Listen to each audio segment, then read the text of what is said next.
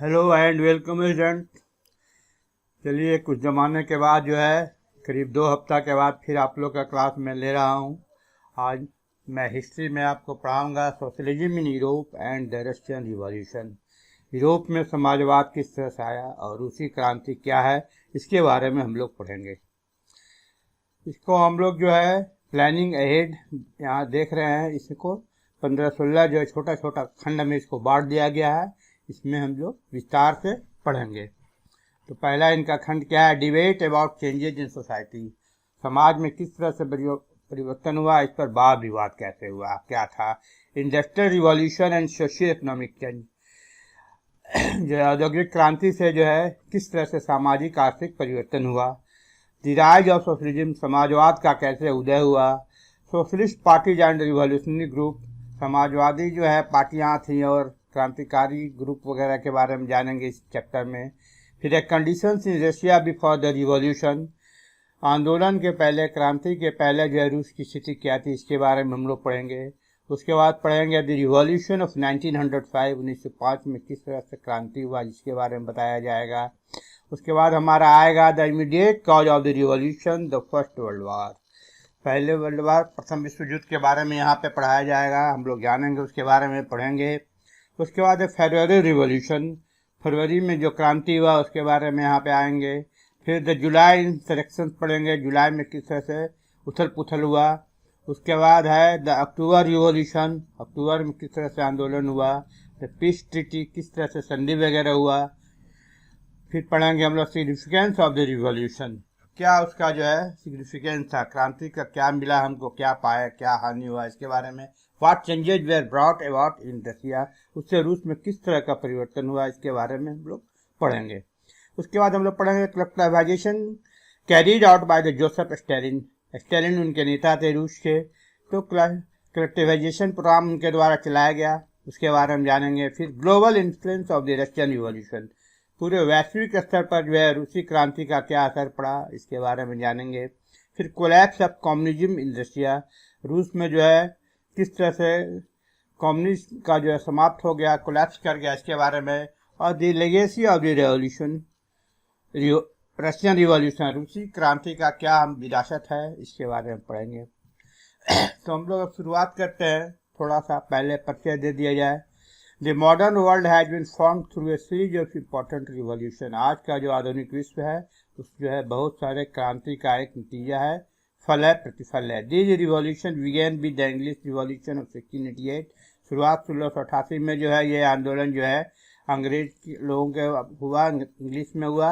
Which established the principle of constitutional monarchy, उससे क्या हो गया, संवैधानिक राजतंत्र की स्थापना हुई। 1688 में जो क्रांति वगैरह ये लोग किए, उससे संवैधानिक राजतंत्र की स्थापना हुआ इंग्लैंड में। In England the monarch now played only with a ceremonial role, अब उसमें मोनार्क का काम है, अब वो शोभा की वस्तु हो गए, उनके पास कोई पावर नहीं रह गया। Real power were vested elsewhere, जो वास्तविक जो पावर था राजा का, अब किसी और के पास है।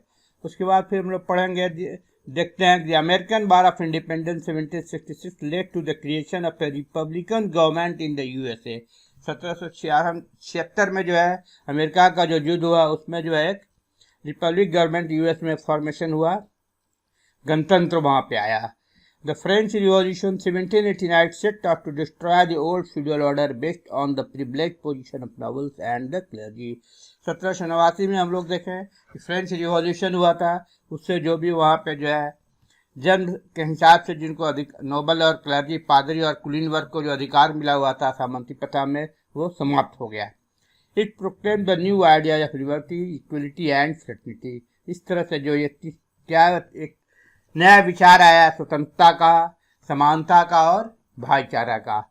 The Russian revolution 1917 was the first communist revolution, first communist का आंदोलन हुआ, क्रांति हुआ 1917 में रूस में हुआ। It provided a model for many of later revolution such as the Chinese revolution of 1949 and the Cuban revolution of 1959। ये एक आदर्श हुआ उन लोगों के लिए, चीन में जो 1949 में क्रांति हुआ और क्यूबा में जो 1959 में क्रांति हुआ, ये रूसी क्रांति एक उनके लिए आदर्श मॉडल हो गया, रोल मॉडल हो गया। आप ये हम लोग आगे अब देखते हैं debate about changes in society.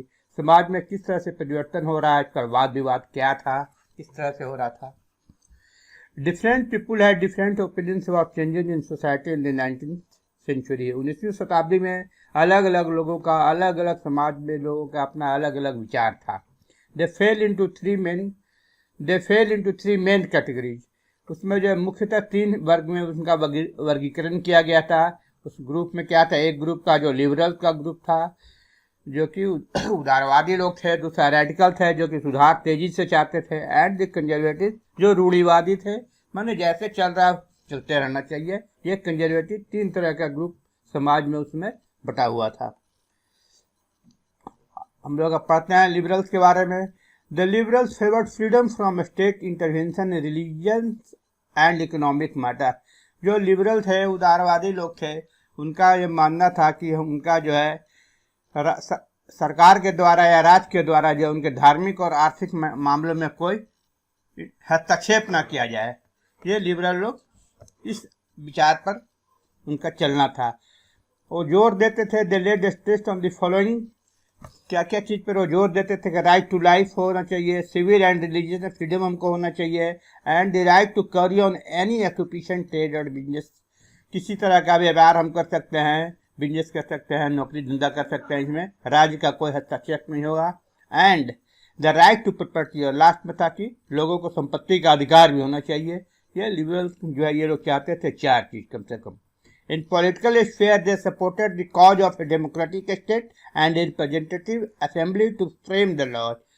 का राजनीतिक स्फेयर में जो है क्षेत्र में उनका ये मानना था, उनका ये क्या था कि जो भी राज्य है वो लोकतांत्रिक हो और वहाँ जो है नियम कानून वगैरह जो है लोगों के चुने हुए समूह के द्वारा जो है नियम कानून बनाया जाए, ऐसा इनका अपना विचार था, मंतव्य था। They also showed great respect for independence of judiciary. उनका एक और बात थी कि एकदम न्यायपालिका एकदम स्वतंत्र होना चाहिए, उसमें किसी का हस्तक्षेप नहीं होना चाहिए। But the elections way are not yet based on universal franchise. लेकिन चुनाव जो है सार्वभौम तरीके से नहीं हो रहा था, मतलब सभी को वोट देने का अधिकार नहीं था। हम लोग कहीं पढ़ चुके हैं कि in France, England, USA and all the other countries the number of voters in the 19th century was very small. 19वीं शताब्दी में जो है इंग्लैंड में, अमेरिका में, फ्रांस में जो वोट देने वाले लोगों की संख्या बहुत कम थी, बहुत ज़्यादा नहीं था। कारण क्या था उसमें? उनका कारण यह था कि the payment of taxes was regarded as an important condition to the right to vote.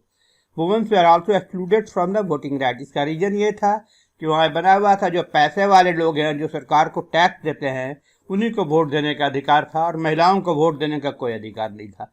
तो पुरुषों में जो अमीर लोग थे वही वोट दे सकते थे। इसी के चलते जो है नंबर ऑफ वोटर्स जो है बहुत कम थे।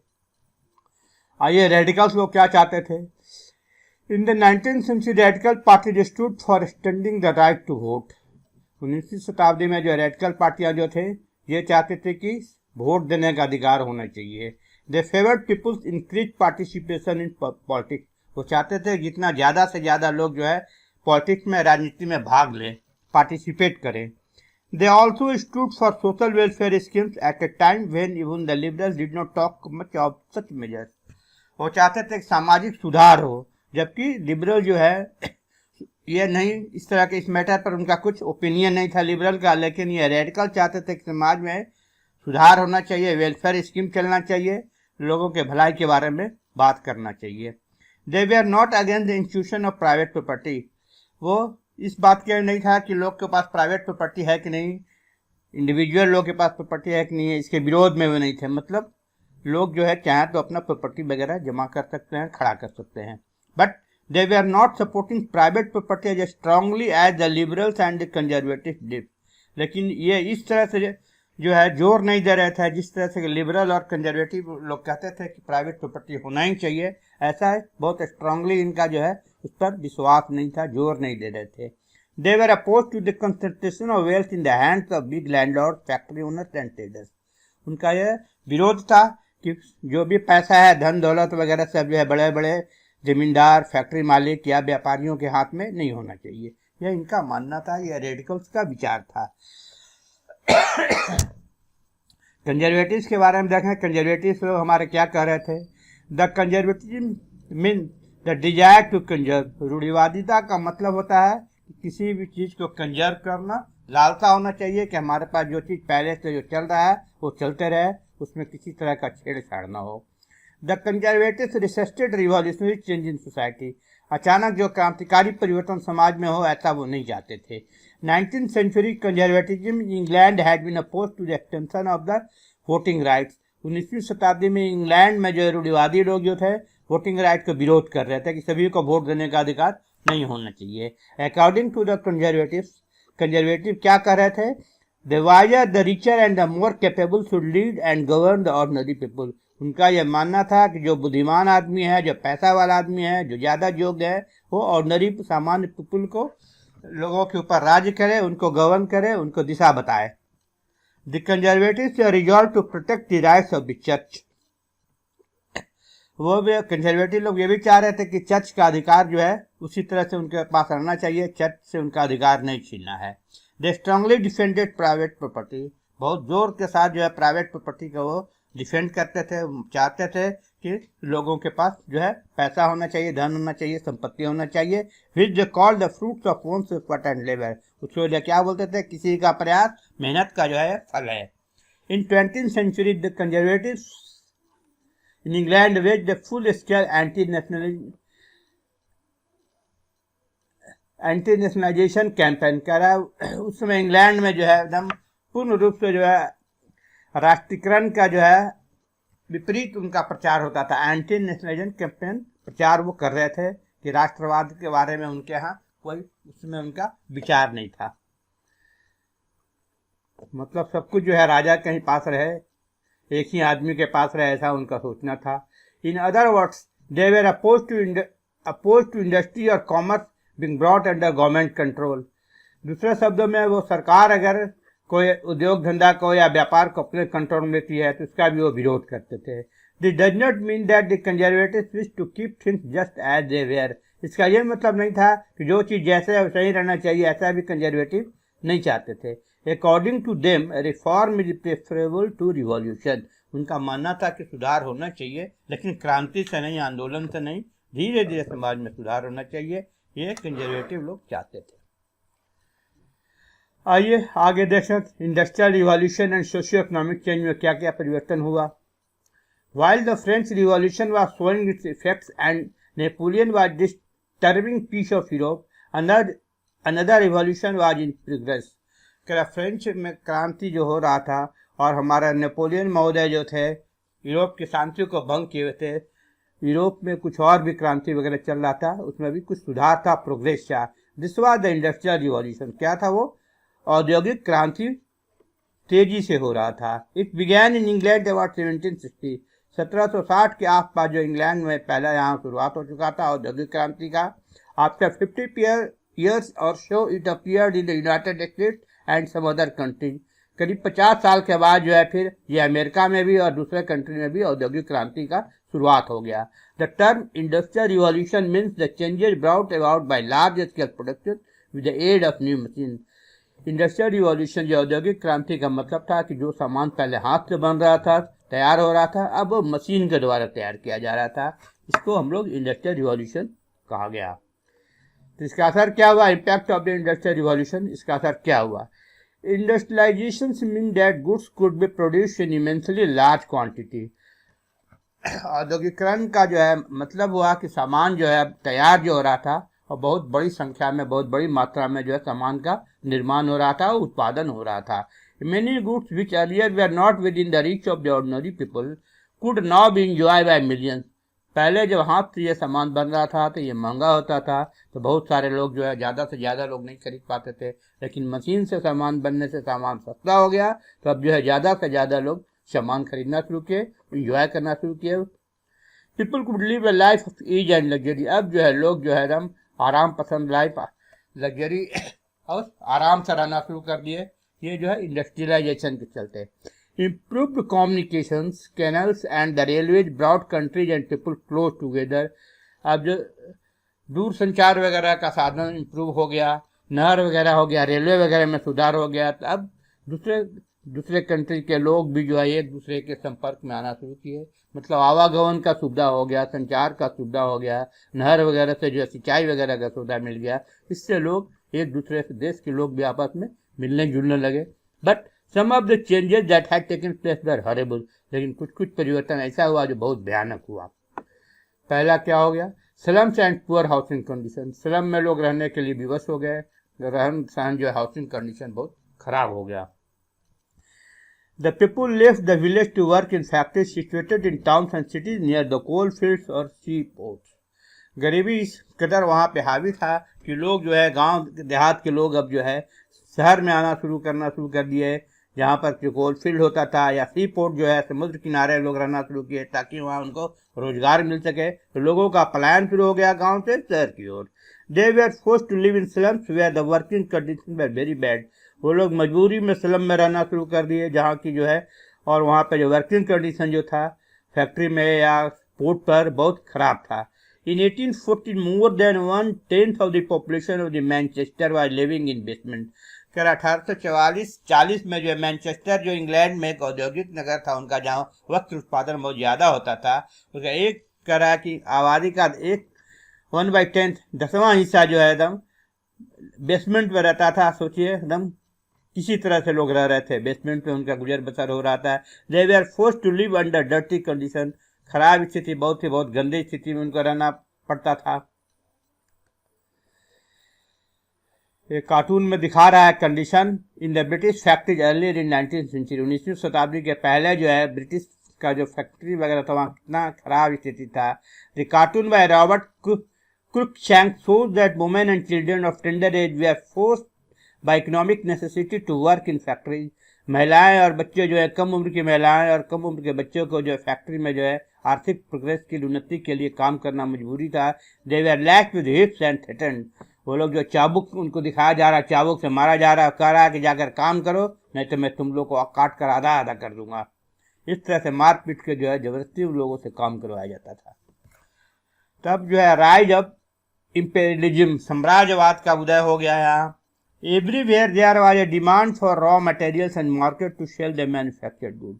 सभी जगह जो अब जब औद्योगिक क्रांति हो गया, उद्योग धंधा लगना शुरू हो गया, मशीन का जमाना आ गया, तो सब लोग को रॉ मटेरियल्स का उनको ज़रूरत हो गया। उनका जो तैयार माल है उसको कहाँ बेचा जाए, इसके लिए उनको मार्केट की आवश्यकता हो गई थी। बहुत तेज़ी से इसका लोग खोज अपना शुरू कर दिए। There was a mad struggle among the western power for colonies और न्यू टेरिटरीज। एकदम जो है आपस में जितना पश्चिमी पावर जो थे, ताकत के लोग थे, चाहते थे कि हम जितना दूसरे इलाके में अपना क्षेत्र स्थापित करें, अपना साम्राज्य स्थापित करें, कॉलोनी स्थापित करें। From 1817 to 1914, when the First World War broke out, almost all countries of Asia and Africa had come under the control of the imperial powers, England, the French, the Germans, the Dutch, the Russians and the Americans. कर 1870 से लेकर 1914 तक, 1914 में पहला विश्व युद्ध का शुरुआत हुआ था।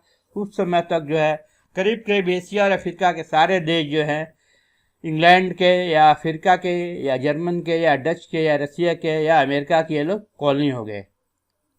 मतलब ये लोग अपना माल बेचने के लिए ज़्यादा से ज़्यादा दूसरे इलाके के लोगों को खोज रहे थे, क्षेत्र में अपने कंट्रोल में लेना चाहते थे। तीसरा हम लोग पढ़ते हैं एक्सप्लॉयटेशन ऑफ द वर्कर। किस तरह से जो है दोहन हो रहा था, शोषण हो रहा था वर्कर का। The factories were owned by private individuals called capitalist. जो पूंजीवादी लोग थे, फैक्ट्री वगैरह जो थे उनके अधीन था, वो लोग उसके मालिक थे। Workers share in the profit of industry was very small. जो भी फैक्ट्री में फ़ायदा वगैरह होता था उसमें वर्कर को, कामगार लोग को बहुत कम उनको हिस्सा मिलता था। It is terrible to think that even women and small children had to work for as many as 15 hours a day. ये सोचना कर ही कितना भयानक लगता है कि छोटे छोटे बच्चे और महिलाओं को 15-15 घंटा काम करवाया जाता था। Many of them fainted because of hunger और पेन। उसमें बहुत सारे लोग बेहोश हो जाते थे दर्द से और भूख से। इतनी खराब स्थिति थी वर्करों का, जो है कामगारों का लोग इस तरह से शोषण किया जाता था। The demand for improving the condition of the working class. तब जो है लोगों के द्वारा जो है वर्किंग क्लास जो थे, ये लोग अपना चाह रहे थे, उनका डिमांड हुआ कि हमारी स्थिति में कुछ सुधार किया जाए। The demand for improving the conditions of the working class spread itself in 3 ways. 3 तरीका से जो है इनको बताया जा रहा है कि कैसे जो है वर्किंग क्लास अपना डिमांड को एक्सप्रेस किए कि हमारा जो स्थिति को में सुधार लाया जाए। तो रेडिकल्स इसमें कह रहे हैं, दी रेडिकल्स एडवोकेट रिवॉल्यूशनरी चेंज। जो रेडिकल लोग थे एकदम तेजी से सुधार वाले एकदम चाहते थे कि एकदम क्रांतिकारी परिवर्तन हो जाना चाहिए। Destruction of the old order, जो पुरानी व्यवस्था है उसको समाप्त कर दिया जाए, एंड इस replacement bye new one by means of revolution, और नया तरीका लाया जाए वो क्रांति के द्वारा आना चाहिए। दूसरा जो हमारे लिबरल्स थे ये चाहते थे, the liberals and democratic socialist argued that the capitalist should be reform. हमारे जो लिबरल थे और जो डेमोक्रेटिक समाजवादी लोग थे इनका कहना था ये पूंजीवादी सिस्टम है, इसको जो है इसमें परिवर्तन होना चाहिए, रिफॉर्म किया जाए, फिर से इसमें ढांचा तैयार किया जाए। The government and municipal body enacted laws regulating hours and wage of all those employed in the factory. उनका यह कहना था सरकार या म्यूनसिपल बॉडी जो है नया नियम कानून बनाए और जो है काम करने के घंटे को नियमित किया जाए, उनके वेतन को भी नियमित किया जाए, फिक्स किया जाए, कुछ नियम कानून सरकार के द्वारा बनाना होगा। अब आते हैं Karl Marx and Engels outright rejected capitalism on the ground that it amounted to a system of mass exploitation. Karl Marx और एंगल्स जो थे ये लोग जो एकदम सीधे जो है नकार दिया कि पूंजीवादी को एकदम समाप्त कर देना चाहिए, क्योंकि इससे जो है लोगों का जो है बहुत बड़े समूह का शोषण इनके द्वारा किया जाता है। तो उनका मानना था कि जो भी कैपिटलिस्ट लोग हैं ये सबको समाप्त हो जाना चाहिए, ये लोग को रहने का कोई आवश्यकता नहीं है। द राइज ऑफ सोशलिज्म, अब यहाँ से जो है समाजवाद का उदय होता है। Socialism arose as a reaction against the social and economic conditions caused by the growth of industrial capitalism. औद्योगिक पूंजीवाद के चलते जो है समाजवाद का जो है उदय हुआ, इसलिए कि सामाजिक और आर्थिक कंडीशन में जो है बहुत परिवर्तन हो गया था, बहुत ये हो रहा था, कैपिटलिस्ट लोग जितना ज़्यादा से ज़्यादा अपना पैसा खड़ा करना चाहते थे, अपने वर्कर पर ध्यान नहीं दे रहे थे। तो इस तरह से जो है समाजवाद का उदय हुआ, इस सब कारणों में ऐसी स्थिति में। Socialism can mean a variety of different things. समाजवाद का मतलब था बहुत सारा चीज़ था। पहला, the core of socialism is that the land and the other instruments of production, मतलब mines, factories, should become the common property of the society as a whole. समाजवाद का मतलब मूल मुद्दा था कि जो भी प्रोडक्शन का मेन चीज़ है, जैसे ज़मीन, जो खेती बाड़ी हो रहा है, कारखाना, फैक्ट्री, ये सब जो है कॉमन प्रॉपर्टी होना चाहिए और इस पर पूरा समाज का अधिकार होना चाहिए, न कि किसी एक आदमी के द्वारा उस पर अधिकार जमाया जाए। ये पूरे समाज का चीज़ होना चाहिए, पूरा समाज के लोग इस पर अपना हक जताएंगे। तो socialist believe that a socialist system alone can create conditions in which everyone would have an opportunity to benefit from the country's wealth. समाजवादी लोग जो थे ये उनका अपना विश्वास था कि इस तरह का एक सिस्टम क्रिएट किया जाएगा ताकि सभी लोगों को समान अवसर मिले, देश के संपदा पर, देश के धन दौलत पर, जो रिसोर्सेज वगैरह है सब पर सभी का समान अधिकार हो। एक ऐसा व्यवस्था होना चाहिए, उनका ये अपना आइडिया था। अर्ली सोशलिस्ट, समाजवादी शुरुआत के दिनों में किस तरह के थे? The first socialist were Frenchmen, Saint Simon, Fourier and Louis Blanc. तो शुरुआत में जो है समाजवादी लोग थे जो फ्रेंचमैन थे, 3 फ्रेंचमैन थे, Saint Simon, Fourier and Louis Blanc. Saint Simon जो है 1760 से 1825 तक जीवित थे। वह the real founder of socialism in France. France में वास्तविक तरीके से जो है समाजवाद का उदय हुआ, ये जो है सेंट साइमन के द्वारा हुआ था। लुइस ब्लैंकेन जो है, ब्लैंक, इनका कहना था कि from each according to his ability to each according to his needs. सभी लोगों के उनके योग्यता के हिसाब से और उनके आवश्यकता के साथ उनको सब कुछ मिलना चाहिए। काम उनके योग्यता के हिसाब से दिया जाए, वेतन उनके मेहनत के हिसाब से, उनके जरूरत के हिसाब से उनको मिलना चाहिए। ये जो है ब्लैंक साहब का ये कहना था। These words summarise socialism at its best. ये दो सब जो है इससे समाजवाद का जो है कुछ समरी बना, सिद्धांत बना कि ये सब ऐसा होना चाहिए। Fourier schemes was to establish communes. Fourier साहब जो थे वो चाहते थे कि एक कम्यून बनाया जाए जहाँ कि सभी लोग जो है लिव्ड एंड वर्क टुगेदर, सभी लोग आपस साथ में रहें और एक साथ काम करें, and share the product of their labour, और जो भी उनका परिश्रम का फल मिलता है सभी आपस में बांट लें। मतलब कि जो है उससे जो आमदनी होगा सभी लोगों में बराबर बराबर बांट दिया जाए। Each commune would consist of about 1500 person. हर एक कम्यून में कम से कम 1500 लोग होना चाहिए, 1500 का परिवार होना चाहिए, 1500 लोगों का। मतलब एक कम्युनिस्ट सिस्टम ऐसा था जिसमें कि जो भी खेती बाड़ी में शुरुआत के दिनों में रूस में ज़्यादातर खेती बाड़ी होता था, तो जितना से खेती से आमदनी हो वो सभी लोगों को उनके हिसाब से आपस में बांट दिया जाए, उनके आवश्यकता के हिसाब से। ये उनका कहना था। रॉबर्ट ऊंस, ये जो है 1771 से 1858 तक थे। ओन्ड ए कॉटन मिल इंग्लैंड, एक जो है उनका वस्त्र उद्योग था, मिल था इंग्लैंड में। It was he who first use the word socialism, ये पहले व्यक्ति हैं जो कि समाजवाद सोशलिज्म वर्ड का उपयोग इनके द्वारा किया गया। He paid his worker good wage, ये अपने जो भी कामगार थे उनको बहुत अच्छा वेतन देते थे। रिड्यूस देयर वर्किंग आवर, काम करने का जो घंटा था, जो 15 घंटा हम लोग ऊपर देखे हैं, उसको वो बहुत कम कर दिए। And help the trade union movement to grow, और यूनियन वगैरह बनाने का जो ट्रेड यूनियन मूवमेंट वगैरह जो है कैसे तरक्की करेगा, इस पर भी उनका जोर था। ये रॉबर्ट ओवेन के द्वारा हुआ। मार्क्सिज्म सोशलिज्म, मार्क्सवादी लोगों का समाजवाद कैसा था? The socialist mentioned above had not paid any serious attention to the problem as to how, ऊपर जो हम लोग अभी 3 लोगों के बारे में पढ़े, तब कह रहा है कि the socialist mentioned above had not paid any serious attention, Samajwadi लोग जो है कुछ गंभीर उनका ध्यान उत्पन्न नहीं दिया समस्या पर कि कैसे जो है society was to be establish, किस तरह से है जो है सोशलिस्ट सोसाइटी का स्थापना होगा, इस पर वो लोग बहुत ज़्यादा जोर नहीं लगाया, ध्यान नहीं दिए। Therefore Karl Marx called them utopians idealistic reformers, इसीलिए कार्ल मार्क्स कहते हैं कि बस जो है ये जो एक आदर्श सुधारवादी हैं, एक्चुअल प्रैक्टिकल में क्या हो रहा है इस पर उनका कोई विचार नहीं है, तो उसको जो है कार्ल मार्क्स के द्वारा इन लोग को यूटोपियंस कहा गया है। यूटोपियंस मतलब idealistic reformers.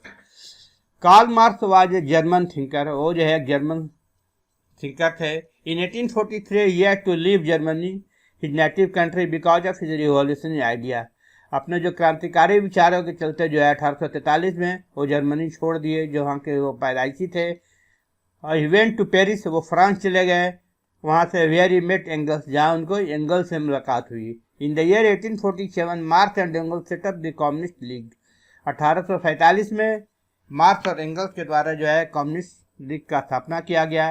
They were asked to draw up a manifesto for the communist party, और फिर जो है कम्युनिस्ट पार्टी के लिए एक नियम कानून उनके द्वारा जो है बनाया गया, एक ढांचा तैयार किया गया, एक ड्रॉ अप किया गया।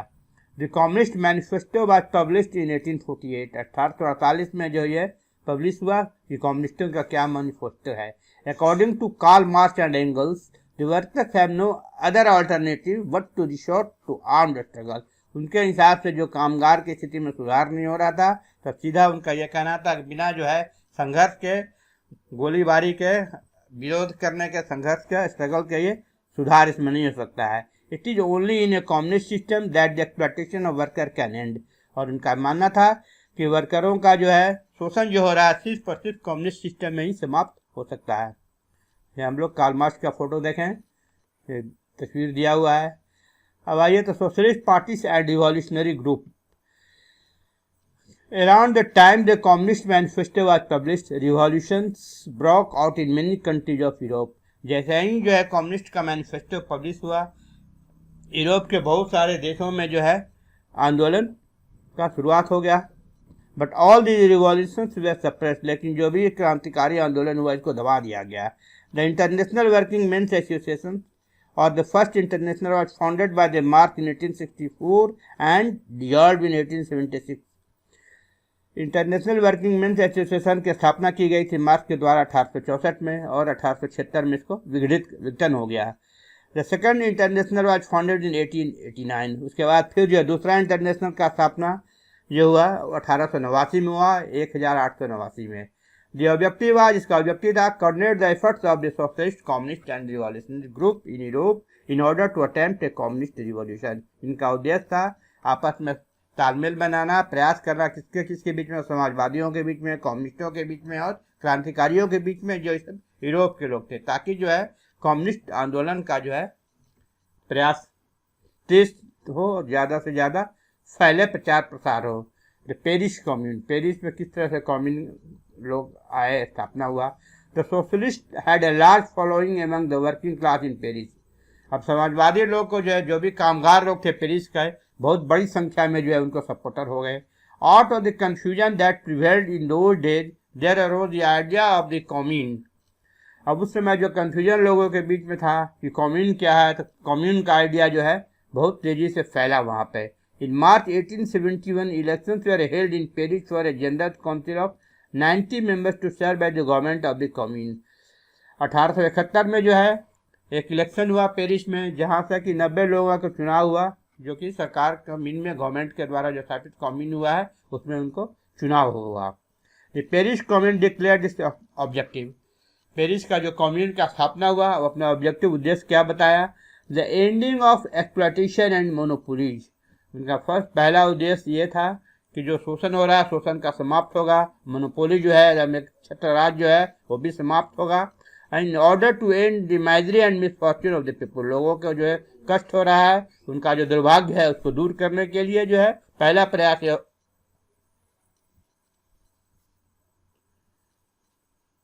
The French government, which had established its headquarters in Versailles, sent a huge army to attack Paris. French की जो सरकार थी जिसका कि हेडक्वार्टर वर्साइल में था, एक बहुत बड़ा फौज को भेजा गया पेरिस पर अटैक करने के लिए। इट वाज द कुछ कर देती है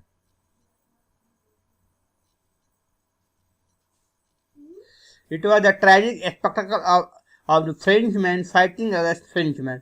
ये कितना बड़ा अजीब दृश्य हो गया कि फ्रेंच मैन के साथ फ्रेंच लोग ही आपस में जो है संघर्ष कर रहे हैं। एवरीथिंग वाज बर्निंग, सभी जगह आग लगा दिया गया। देयर वर एक्सप्लोजिंग एवरीवेयर, सब जगह जो तोड़ फोड़ विघटन शुरुआत हो गया। It was horrible chaos. Paris commune was finally defeated on 18 May 1871। Last में 28 मई 1871 का जो पेरिस कॉम्यून बना था वो हार गए, मैंने फ्रेंचमैन के द्वारा ही हार गए। तो इससे फिर क्या हुआ आगे? सोशलिस्ट पार्टी का जो है यहाँ उदय हुआ। इन इंग्लैंड सोशलिस्ट पार्टी क्या कह रहा है भाई? इन England the socialist movement was reformist rather than revolutionary. कर इंग्लैंड में जो समाजवादी मूवमेंट हुआ वो सुधारवादी मूवमेंट था, ना कि आंदोलनकारी था, क्रांतिकारी मूवमेंट था। The labour representation committee was formed in England in 1904। 1900 शताब्दी में जब 1900 में संबत 1900 में जो है लेबर रिप्रेजेंटेशन कमिटी का जो है वहाँ स्थापना किया गया। At the 1906 general elections 30 of its candidates were elected to the house of commons. 1906 में वहाँ चुनाव हुआ जिसमें कि 30 व्यक्ति का वहाँ चुनाव हुआ हाउस ऑफ कॉमन्स के लिए। In the same year the labour representation committee was named as the labour party. उसी साल जो है लेबर रिप्रेजेंटेशन कमेटी का नाम बदल के वहाँ लेबर पार्टी कर दिया गया। In Germany the socialist democratic party was formed as early as 1875। 1875 में जर्मनी में सोशल डेमोक्रेटिक पार्टी की स्थापना की गई। At the election held in 1890 the party had polled more than 1 million vote. उसके बाद जो 1890 में जो चुनाव हुआ पार्टी में करीब 1 मिलियन जो है 10 लाख के आसपास उनको वोट आया।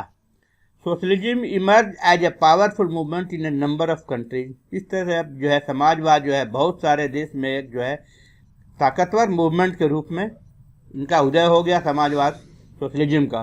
But it was only 1917 that the Bolshevik radical communist seized power in India.